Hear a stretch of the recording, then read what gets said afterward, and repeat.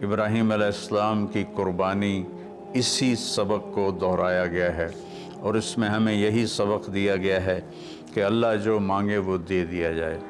آپ اس سے اندازہ لگائیں کہ ابراہیم علیہ السلام رب حبلی من الصالحین دعا مانگتے مانگتے بوڑھے ہو گئے، اور تقریباً کچھ 84 یا 86 سال کی عمر میں اللہ نے حضرت ہاجرہ کے پیٹ سے اللہ تعالیٰ نے ان کو بیٹا دیا، جس کا نام انہوں نے اسماعیل رکھا۔ اور حضرت ابراہیم علیہ السلام کا مقام فلسطین ہے، وہاں آپ رہتے تھے۔ فلسطین اور مکہ تو اس وقت آباد ہی نہیں تھا، کالے پہاڑ تھے، نہ پانی، نہ سایہ، نہ درخت، نہ راستہ۔ تو اللہ کی قدرت ہے کہ یہ بچہ پہلی بیوی سے پیدا نہیں ہوا، جو تقریباً آپ کی، اگر حضرت ابراہیم علیہ السلام 84 کے تھے تو وہ 80 کی تھیں، اس سے بیٹا نہیں دیا، اس سے بیٹا بعد میں دیا۔ اور نوجوان بیوی 20-22 سال کی حضرت ہاجرہ شاہ مصر کی بیٹی، اس کے ساتھ اس سے اللہ نے بیٹا دیا۔ تو بڑھاپے کی اولاد تو دل کو پکڑ لیتی ہے، تو ابراہیم علیہ السلام کو ان سے بہت پیار، بہت محبت۔ ایک دم اللہ تعالیٰ کا حکم آیا کہ اس کو یہاں سے اپنی نظروں سے دور کر دو۔ اب کوئی اس کے سامنے انہوں نے لاجک نہیں مانگی، یا اللہ کیا مطلب، کس لیے، کیوں کر رہے ہو، 86 سال کی عمر میں بچہ دیا، اب کہہ رہے ہو آنکھوں سے دور کر دوں؟ کہ جی میرے رب، کدھر لے جاؤں؟ کہا جبریل آئے گا، تمہیں راستہ بتائے گا اور تم اس کے پیچھے پیچھے چلو گے۔ تو جبریل انسانی شکل میں ایک اونٹنی پہ سوار، ابراہیم علیہ السلام اور حضرت سارہ اور اسماعیل یہ دوسری اونٹنی پر سوار، اور یہ کوئی 1500 کلومیٹر کا سفر طے کرتے کرتے کرتے کالے پہاڑ، کالی راتیں اور صحرا اور دشت و بیاباں اور کہاں کہاں سے گزار کر جب مکہ پہنچے، جہاں 4 پہاڑ تھے ایسے، ایک صفا، ایک مروہ، ایک جبل ابی قبیس، ایک کو جبل ہندی کہتے تھے، وہ تو مٹا دیا ہے سارا۔ ان 4 پہاڑوں میں ایک نشیب تھا، ایک گہری جگہ تھی۔ تو جب وہاں اترے تو سبحان اللہ، جبریل کہنے لگے یہاں اپنی بیگم اور بچے کو اتار دیں اور واپس چلے جائیں۔ ابراہیم علیہ السلام کی زبان مبارک سے نکلا یہاں کیوں؟ یہاں تو نہ کوئی پانی، نہ سایہ، نہ درخت، یہاں کیسے؟ تو جبریل نے عرض کیا کہ آپ کے رب کی منشا ہے کہ یہ اس کو یہیں چھوڑ دیا جائے، اس بچے کی نسل سے آخری نبی پیدا ہوں گے، یہاں یہ اللہ کا گھر بنائیں گے۔ اور وہاں ان کو چھوڑا اور واپس ہو لیے۔ جب واپس ہوئے تو حضرت ہاجرہ کہنے لگی یہ آپ کدھر جا رہے ہیں؟ اور حکم تھا جواب نہیں دینا، وہ خاموش۔ تو حضرت ہاجرہ بچے کو گود میں لیا ہوا ساتھ ساتھ چل رہی ہیں، وہ اونٹنے کی رسی پکڑ کے پیدل وہ بھی چل رہے ہیں۔ 3 میل تک وہ ساتھ ساتھ چلتی رہیں اور یہی پوچھتی رہیں کہ آپ ہمیں کیوں چھوڑ کے جا رہے ہیں، کہاں چھوڑ کے جا رہے ہیں؟ تو آخر میں ان کو خیال آیا یہ اللہ کے نبی ہیں، تو کہنے لگے اللہ امرک، کیا اللہ نے آپ سے کہا ہے؟ تو ابراہیم علیہ السلام نے سر ہلایا کہ ہاں۔ کہ اذن لن یضیعنا اللہ، ایک اور ہاجرہ نے جنم لیا جس کا ایمان فرشتوں سے بھی اوپر جا چکا تھا، اور انہوں نے تنک کے کہا جاؤ پھر اللہ ہمیں کبھی ضائع نہیں کرے گا، اور اپنے ایک دم ان کی ہمت جوان ہو گئی۔ اور وہاں ابراہیم علیہ السلام اونٹنی پہ سوار ہوئے اور چلتے چلتے پہاڑی پر چڑھے۔ حضرت ہاجرہ ان کو دیکھ رہی ہیں، پہاڑی سے نیچے اتر گئے، یہ بوجھل قدموں سے واپس ہوئیں۔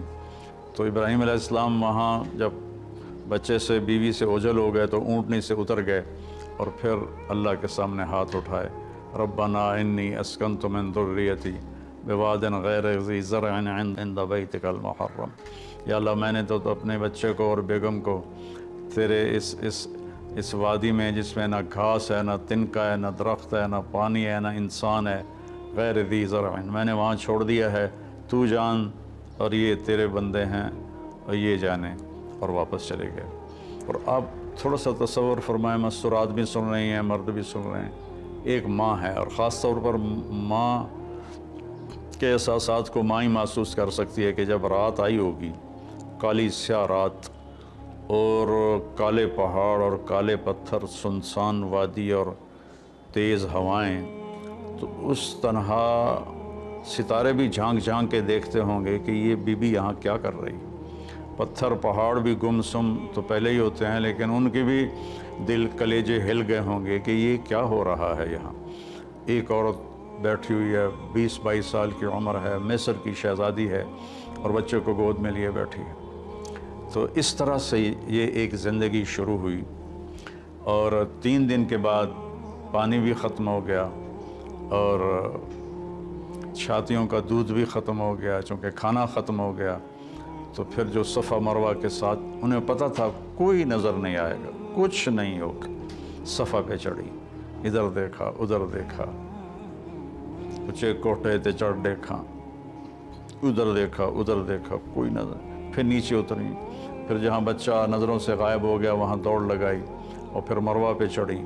وہ پتھروں سے ٹکراتی ہوئی اور کانٹوں سے الجھتی ہوئی، کبھی صفا کبھی مروہ، کبھی صفا کبھی مروہ، 7 چکر لگائے۔ شکر ہے وہ 7 پر ہی تھک کے بیٹھ گئیں، زیادہ لگاتی تو شاید کوئی صفا مروہ کے صحیح کر بھی نہ سکتا۔ تو پھر وہ گر گئیں اور بے بسی سے اپنے بچوں کی طرف نظریں دوڑائیں کہ وہ نہیں چاہتی تھیں کہ بچہ میری گود میں مرے، کہ میں یہاں مر جاؤں وہ وہاں مر جائے۔ لیکن وہاں ایک نوجوان کو دیکھا تو پھر ممتا زندہ ہو گئی، انہوں نے اپنی پوری طاقت کو جمع کر کے دوڑ لگائی۔ جب وہاں پہنچیں تو وہ نوجوان اب تو غائب ہو چکا تھا، وہ جبریل تھے انسانی شکل میں، انہوں نے پر مارا اور وہاں سے پانی کا چشمہ نکلا۔ دنیا کا سب سے زیادہ چلنے والا کنواں ہے زمزم، اور آج تک اس کے پانی کا سورس معلوم نہیں، یہ پانی آتا کہاں سے ہے۔ تو اس طرح اسماعیل علیہ السلام پروان چڑھے، اور پھر میرے رب کا دوسرا حکم آ گیا کہ اللہ کی طرف سے حکم آیا کہ بچے کو میرے نام پہ قربان کر دو۔ اب ایک بوڑھا باپ جس کو 86 سال کی 84 سال کی عمر میں بچہ میں فلما بلغ معه السعی، جب وہ دوڑنے بھاگنے لگ گیا، 5-6 سال کے ہو گئے ہوں گے، تو اس عمر میں تو بچہ کا تصور آنکھوں میں بس جاتا ہے، دل میں بس جاتا ہے۔ اللہ نے کہا جاؤ ذبح کر دو۔ تو فلسطین سے چھری اٹھا کر چلنا اور مکے تک پہنچنا، اور ہر قدم پہ سوچنا کیا بنے گا، میں کیسے کروں گا۔ 90 سال عمر ہو چکی ہے، 90 سال میں تو اعضاء کمزور ہوتے ہیں، اور مرغی کو ذبح کرنا بھی مشکل نظر آتا ہے، چہ جائے کہ بچے کو ذبح کرنا۔ تشریف لے گئے، بچے کو تیار کروایا اور مینا کی طرف تشریف لے گئے۔ وہاں 3 جگہ شیطان آیا، اس کو کنکر مارے، اور جب ایک تنگ سی جگہ تھی وہاں پہنچے تو کہنے لگے بیٹے انی ارا فی المنام انی اذبحک فانظر ماذا تری، بیٹا میں تجھے خواب میں دیکھتا ہوں، میں تمہیں ذبح کر رہا ہوں، اور نبی کا خواب صحیح ہوتا ہے، تو تمہاری کیا رائے ہے؟ تو رائے پوچھنے کا مطلب یہ نہیں تھا کہ وہ ہاں کرے گا تو کر دوں گا، نہ کرے گا تو نہیں کروں گا۔ مطلب یہ تھا کہ ہاں کرے گا تو آسانی سے ہوگا، نہ کرے گا تو تھوڑا تردد، تھوڑی کوشش کر کے پھر ذبح کروں گا۔ آگے وہ نسل بھی ابراہیم علیہ السلام کے تھے، کہنے لگے یا ابا تفعل، میرے بابا، میرے ابا، میرے باپ جلدی کر، یا ابا تفعل، اس سے مطلب نکلتا ہے جلدی کر، اللہ کے حکم میں دیر کیوں کر رہا ہے؟